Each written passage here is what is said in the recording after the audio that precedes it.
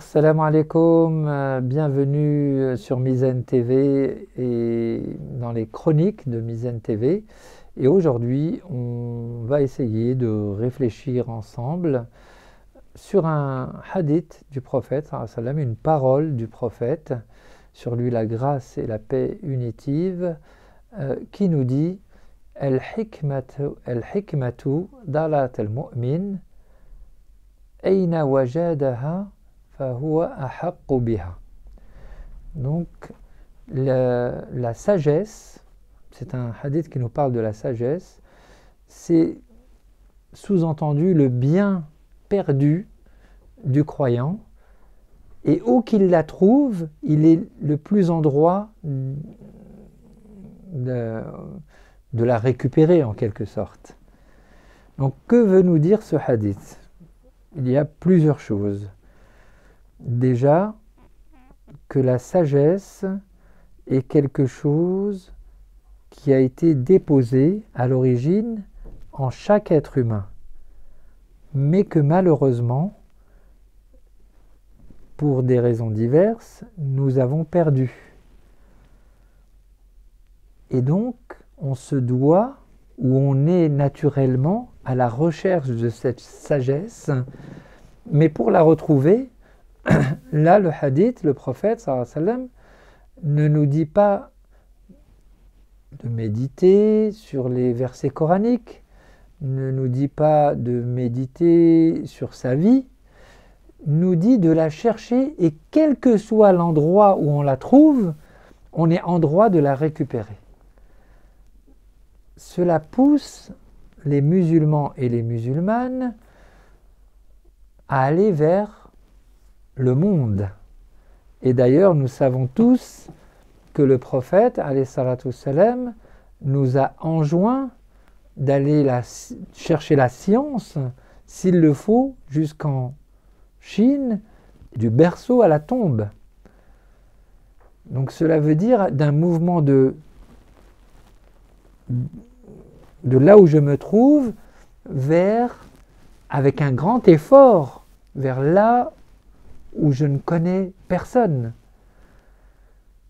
Chercher la sagesse, c'est apprendre à comprendre le monde. Et quel que soit celui ou celle qui nous enseigne cette sagesse,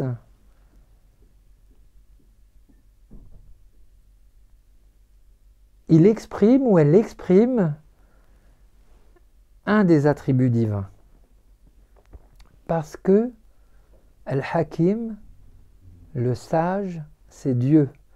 Et les attributs divins ne se manifestent pas spécifiquement chez les croyants.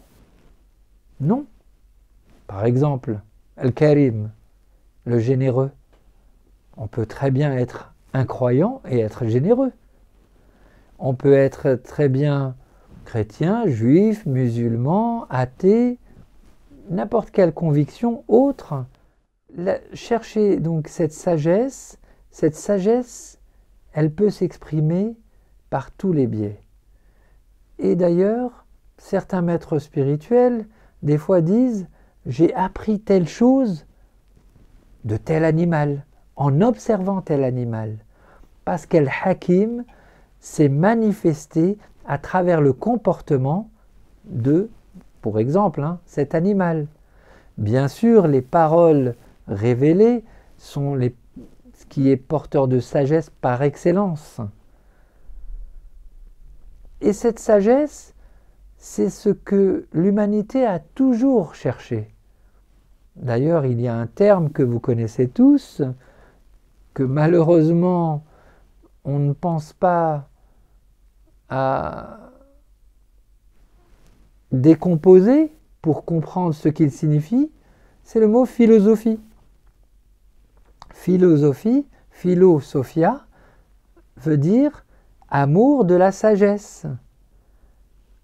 Et cela, c'est très important de prendre conscience que il n'est pas nécessaire d'être un universitaire, ou d'être né dans telle ou telle famille pour être quelqu'un qui a l'amour de la sagesse. Mais cet amour de la sagesse, cette recherche de la sagesse, et d'ailleurs, combien de personnes illettrées, parfois, nous ont appris tellement par leur comportement. La sagesse est liée, entre autres, avec le fait d'apprendre à prendre le temps, à pondérer. D'ailleurs, on dit souvent, sois sage, prends ton temps. La sagesse est aussi une consécration. On dit de quelqu'un qui agit en douceur et en réflexion, il a pris une décision avec sagesse. Donc cette hikmah, et d'ailleurs très curieusement, le mot hakim a désigné dans le monde musulman, dans la langue arabe, également le médecin. Al-Hakim, on l'appelle, le sage, parce qu'il a la connaissance du corps. Donc la connaissance et la sagesse sont intimement liées. Et je voudrais, pour terminer cette chronique, vous citer quelques paroles du plus grand des maîtres, Cheikh al-Akbar, Cheikh Muhyiddin Ibn Arabi. Ibn Arabi nous dit « Celui dont la langue se tait, même si son cœur ne se tait pas, allège son fardeau. Celui dont la langue se tait, même si son cœur ne se tait pas, allège son fardeau. Celui dont la langue et le cœur se taisent tous les deux, purifie son centre secret, sir, et son Seigneur s'y révèle. Celui dont la langue et le cœur se taisent tous les deux, purifie son secret, et son Seigneur s'y révèle. Celui dont le cœur se tait et dont la bouche parle, prononce les paroles de sagesse. Celui dont le cœur se tait et dont la bouche parle, prononce les paroles de sagesse. Mais celui dont ni la langue ni le cœur ne se taisent est objet de Satan et est soumis à sa domination. Il nous montre là que la sagesse est le fait de ne pas avoir de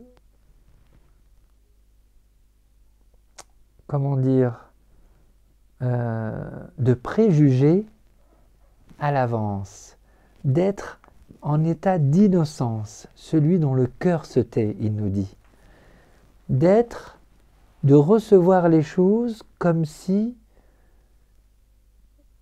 il n'y avait rien eu avant, avec le cœur d'un enfant. Donc sagesse et innocence sont intimement liées. Que Dieu nous donne la sagesse et nous garde dans une belle innocence qui fait que nos intentions seront, Inch'Allah, les plus sincères possibles. Merci à Mizan TV et merci de nous avoir suivis. Assalamu alaikum wa rahmatullahi wa barakatuh.